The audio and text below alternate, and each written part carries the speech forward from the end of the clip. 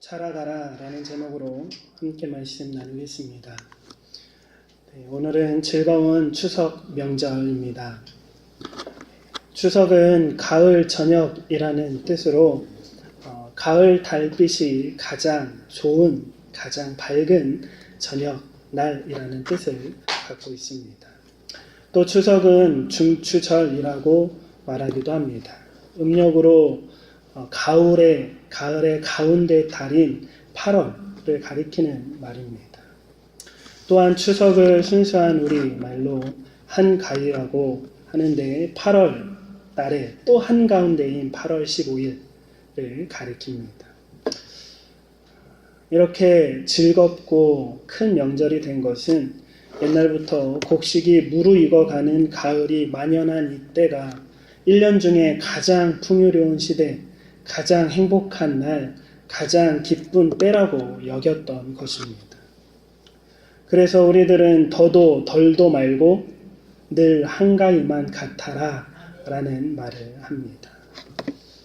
그런데 이번 여름에는 너무나 극심한 가뭄이 찾아왔고 또 가을 햇살에 곡식이 여물어야 하고 무르익어야 하는 지금 이 시기에 여름에 오지 않았던 비가 너무나 많이 또 집중호우로 쏟아져서 자라야 할 그 곡식들이 자라지 못한다는 소식을 듣습니다. 농사를 짓지 않는 저도 안타까운 마음인데 직접 그 자식처럼 하나하나 그 곡식들을 키웠던 농사들의 마음은 얼마나 아플까 싶습니다. 올해의 추석은 정말 행복하고 기쁜 추석이어야 하는데, 풍요로운 추석이어야 하는데 그렇게 피해를 본 농부들은 그렇게 추석을 기쁜 마음으로 보내지 못할 것 같아 죄송한 마음입니다. 추석을 맞이해서 다시 한번 추석의 의미를 되새기면서 이런 생각을 했습니다. 무르익어가는 곡식을 바라보며 행복해하는 농부처럼 우리 하나님께서도 하늘에서 무르익어가는 영혼들을 바라보시면서 행복한 추석을 보내고 계실까라는 생각을 해봅니다. 성경에서는 여러 본문에서 우리 하나님을 농부라고 비유하고 있습니다. 우리 시편 말씀과 이사야서 말씀입니다. 우리 같이 읽겠습니다. 주께서 그 앞서 가꾸셨으므로 그 뿌리가 깊이 박혀서 땅에 가득하며 나 여호와는 포도원 지기가 되며 때때로 물을 주며 밤낮으로 간수하여 아무든지 이를 해치지 못하게 하리로다. 아멘. 예수님께서도 직접 하나님이 농부시라고 비유하고 계십니다. 요한복음입니다. 같이 읽겠습니다. 나는 참 포도나무요 내 아버지는 농부라. 하나님께서 농부시라면 하나님께서 심으시고 가꾸시고 기르시는 것들은 바로 우리 모두인 줄 믿습니다. 우리들이 오늘 본문 말씀에서 베드로 사도가 말하고 있는 것처럼 잘 자라가고 있을 때에 무르익어 갈 때에 하늘에서도 행복한 추석, 가을을 보낼 것 같습니다. 본문을 다시 한번 읽어보겠습니다. 오직 우리 주 곧 구주 예수 그리스도의 은혜와 그를 아는 지식에서 자라가라. 영광이 이제와 영원한 날까지 그에게 있으리라. 아멘. 우리가 우리 구주 예수 그리스도의 그 은혜 안에서 또 그분을 아는 지식 안에서 날마다 잘 자라갈 때에 하나님께서 그리고 우리를 구원하시기 위해 이 땅에서 십자가를 지신 예수님께서 또한 우리에게 친히 찾아오셔서 우리 안에서 역사하시고 인도하시고 우리와 동행하시는 성령 하나님께서 영광을 받으실 것입니다. 우리가 성장할 때 하나님께서 자라갈 때 영광 받으시는 것입니다. 지금도 받으시고 영원한 날까지 우리를 통해, 우리 사랑하는 성도님을 통해 영광 받기를 소망합니다. 아멘. 본문에서 자라가라 라고 할 때 헬라어로 미완료 시대를 쓰고 있습니다. 이 말은 우리가 자라야 하는 그날은 완성이 없고 끝이 없다라는 것입니다. 우리가 천국에 입성하는 그 날까지 우리는 매일매일 예수 그리스도의 그 은혜와 주님을 아는 그 지식 안에서 날마다 자라가며 성장해야 하는 것입니다. 황금 물결 일렁이는 논을 볼 때에 얼마나 아름답습니까? 하나님께서 우리를 볼 때에 그런 아름다움이 있기를 소망합니다. 우리가 단지 정말 우리를 바라보면서 황금 물결 바라보는 그러한 하나님 좋겠다. 네, 하늘에서도 하나님께서 정말 행복한 즐거운 추석을 보내실까? 이런 좀 가볍게 생각해서는 안 될 것입니다. 왜냐하면 사실 오늘 본문은 베드로 사도가 참 무거운 주제로 무거운 마음으로 말씀을 전해주고 있습니다. 본문에서 계속해서 베드로가 말하고 있는 것은 마지막 때, 마지막 날에 관해서 이야기하고 있습니다. 성경에서는 마지막 날, 예수님께서 재림하셔야 하는 그때를 추수의 때라고 항상 말해 옵니다. 베드로는 지금 우리에게 추수의 때가 가까이 왔음을 이야기하고 있는 것입니다. 본문 8절과 9절 말씀입니다. 우리 같이 읽겠습니다. 사랑하는 자들아, 주께서는 하루가 천년 같고 천년이 하루 같다는 이 한 가지를 잊지 말라. 주의 약속은 어떤 이들이 더디다고 생각하는 것 같이 더딘 것이 아니라 오직 주께서는 너희를 대하여 오래 참으사 아무도 멸망하지 아니하고 다 회개하기에 이르기를 원하시느니라. 아멘.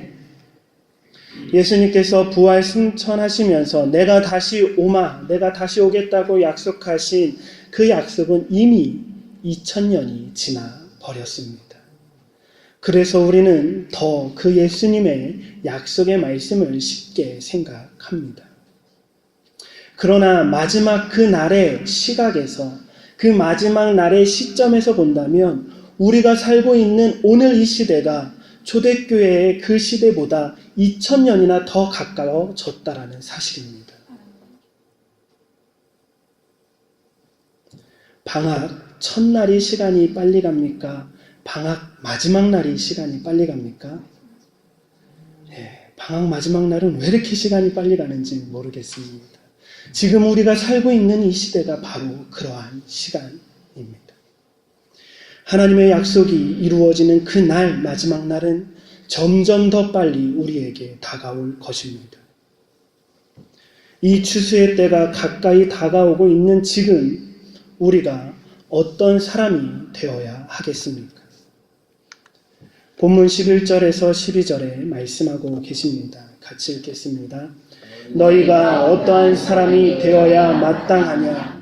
거룩한 행실과 경건함으로 하나님의 날이 임하기를 바라보고 간절히 사모하라. 아멘.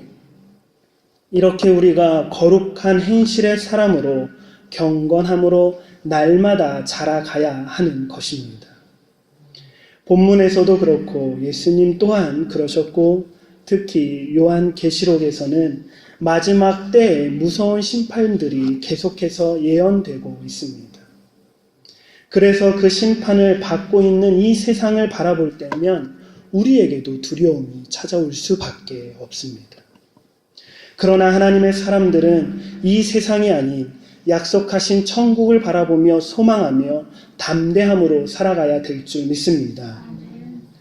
본문 12절 하반절에서 13절에 말씀하고 계십니다. 같이 읽겠습니다. 그날에 하늘이 불에 타서 풀어지고 물질이 뜨거운 불에 녹아지려니와 우리는 그의 약속대로 의가 있는 곳인 새 하늘과 새 땅을 바라보도다.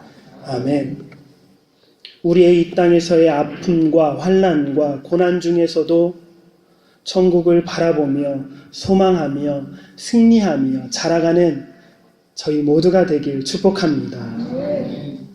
이어서 본문 14절에 이렇게 말씀하고 계십니다. 같이 읽습니다. 그러므로 사랑하는 자들아 너희가 이것을 바라보나니 주 앞에서 점도 없고 흠도 없이 평강 가운데서 나타나기를 힘쓰라. 아멘.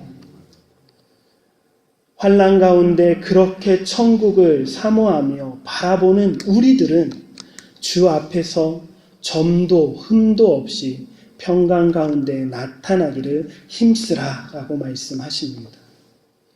우리는 죄인으로 태어나서 제약된 본성을 가지고 있습니다.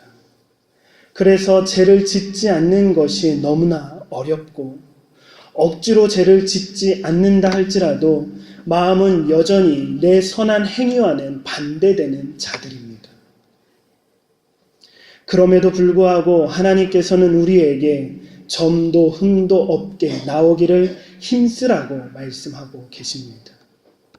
힘쓰라는 이 말씀은 그렇게 될 수 없을지언정 날마다 회개하며 그렇게 되도록 최선의 노력을 하라는 말씀입니다.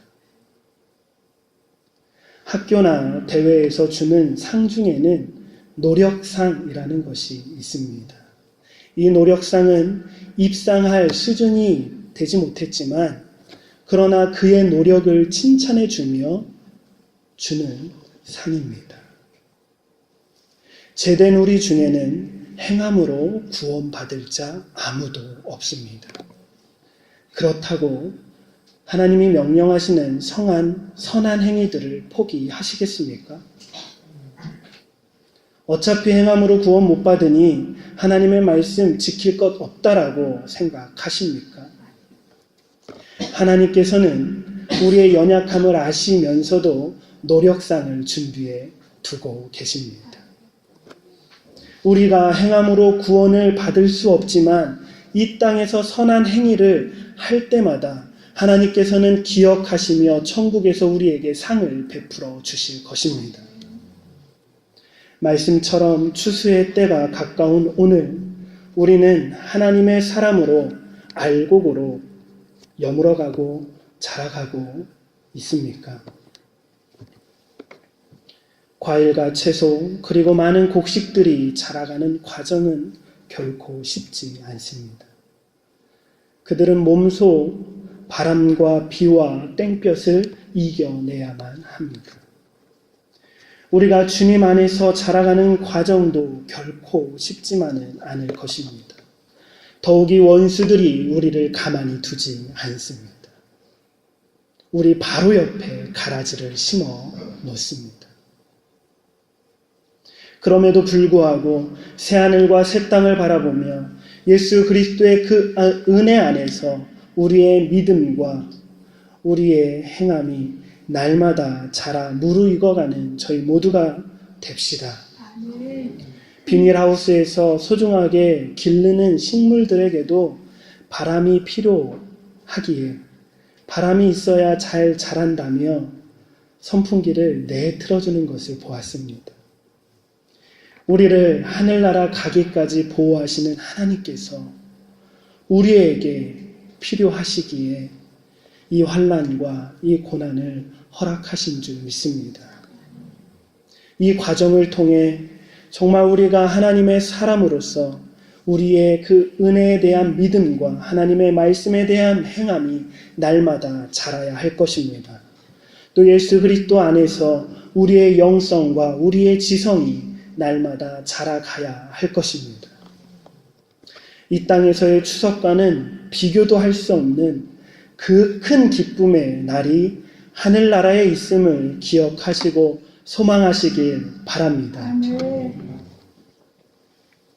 우리 모두 정말로 우리 모두 마지막 하나님의 그 추수의 때에 알곡으로 추수가 되어서 가장 풍요로운 하늘나라에서 하나님과 함께 진정한 축제, 진정한 영광과 행복과 기쁨을 받아 누리게 되길 축복합니다.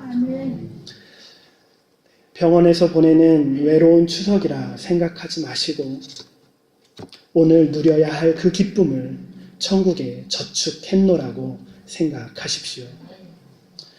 큰 돈을 은행에 저축하고 나면 당장 오늘 그 돈을 내가 쓸 수는 없지만 우리에게는 기쁨이 있고 평화가 있고 소망이 있지 않습니까? 왠지 좋지 않습니까? 오늘 그 돈을 쓰지 않아도 좋은 거예요. 저축해 놓은 것으로.